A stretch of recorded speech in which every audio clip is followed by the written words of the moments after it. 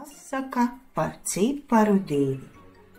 Pieliekamā uz plaukta uzlikt stāvēja viens liels siera ritulis un viens neliels siera gabaliņš. Pie lielā siera rituļa pielavījās pele un sāka ar to mieloties.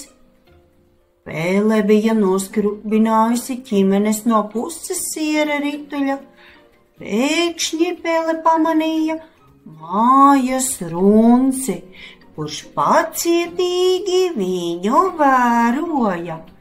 Pēle metās bēgt un izspraucās starp abiem siera gabaliem, un gar mazā siera gabaliņu ļoti ātri iemuka alā. Kaķis skatījās uz Pēles noieto ceļu un ieraudzīja ciparu 2.